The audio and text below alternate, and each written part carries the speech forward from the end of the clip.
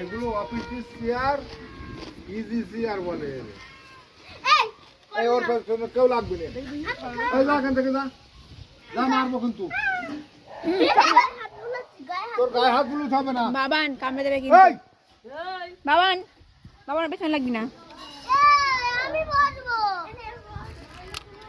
ওর তো শুনে শান্তি নেই, একেবারে নষ্ট করে দিও। আয় কুটুস আয়, আয় কুটুস, আয় কুটুস আয়।